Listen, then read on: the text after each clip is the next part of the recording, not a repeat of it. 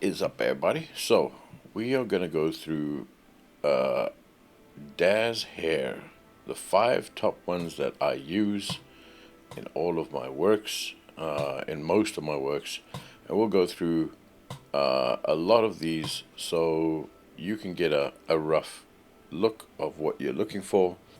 Look, the big thing about this is in a shop there is so much. There is so much. What do you choose? A lot of the time you pick something, it looks alright in an image, and then you put it on your model and it just doesn't work, or it doesn't look real, or something's off with it. There's always something that's wrong with hair. Now, me personally, oh, and there's 144 pages of hair, which is ridiculous. It's a lot. It's cool, but it's a lot. And you got your strand-based hair now, which is looking very cool. But I'm going to focus on the ones that I've tried and tested and I've worked with for, that's crazy, that I've worked with for a long time and that are just working well. Linday did better.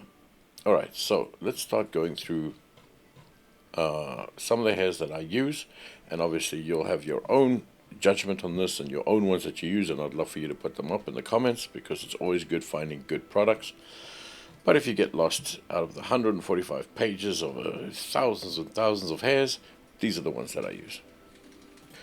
So the first one, I'll go over anything made by this person, Linday. I don't know if it's a girl or a boy, whatever, but anything made by Linday, hair-wise specifically, is gonna be golden. This person creates absolutely incredible assets and incredible hairs, and honestly, most of the top ones that I use come from this person. They're amazing. So we'll start off with this one. This is the classic blowout hair for Genesis 8 and 8.1. Now the thing is, look, a lot of these hairs are for 8, 8.1 or whatever, not for 9, but you can get a hair converter that converts them into 9 if you want to use the D-Force. If you don't and you just want to put them on, you can just put them on straight onto your model. Okay, so this one is incredible. I've used it for a lot of my images. This is one of them. Just the look of this hair is incredible. Now look, a lot of the time I do mess around with it in ZBrush to get exactly what I'm looking for, but a lot of the time I let D-Force run and then I'll fix it up in ZBrush. But just the look of this hair is just incredible. It's amazing. Something like this where the sun comes through it and it bursts out, it's incredible. It looks great. A lot of people use this hair. It just looks so good, man. It's a great hair. So that's one of them I use. Here's just another one by her, which I love. Not particularly that one, this one. I love using this one if you're looking for like somebody running and sweating and something, and you need them to have really cool hair, whatever. I've used this in a good couple.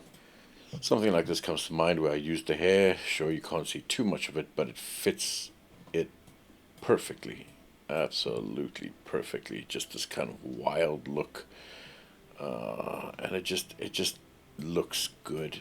This hair looks amazing. Love it. So another big thing about this is variations, right? You can get a million long hairs, a million short hairs, whatever. This is a variation of long, short, and wet hair. Something that you can use very diversely in most of your images. Now this one's a bit of a surprise to me.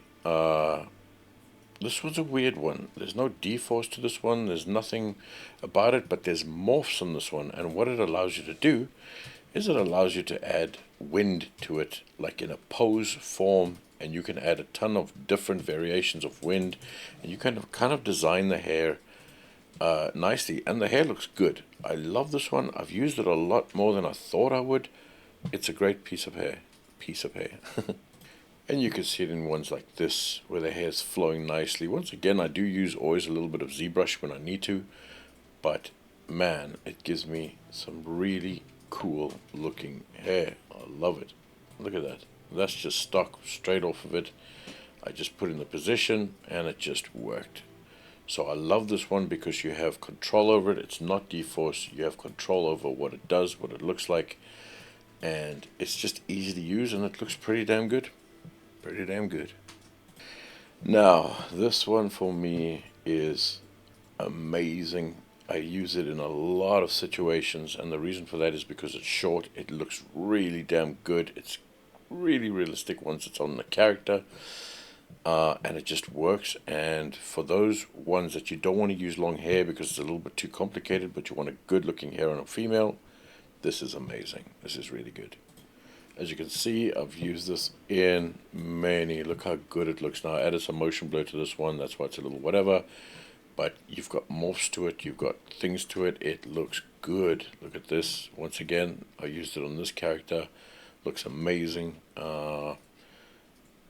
It just fits really well and it looks good. Look at this, just the strands and the kind of things that you can do with it. It's got a very realistic kind of a feel to it. All the little strands are, look at it, it's all coming out of that head. It looks beautiful. So I think they've done a good job with this one. Love it, and I use it a lot in my works. And honestly, my number one hair of all time that I use is this one. Another one by Lindy. Long wet hair. This one is just incredible. Like, I like to do my horror shots where people are sweating or something's going wrong, and this one I've used in so many of them. In a lot of my images I've used this hair, the hair with D-force, and I've let it just go, and it's just come out really incredible. Now look, once again, I do use ZBrush to manipulate and do whatever to it if I don't get exactly what I want. But a lot of the time, I do get what I want. Man, this one's so similar to the one before. But look at this hair. It's ridiculous.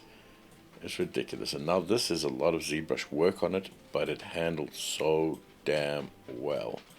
Look at that hair. It's ridiculously beautiful.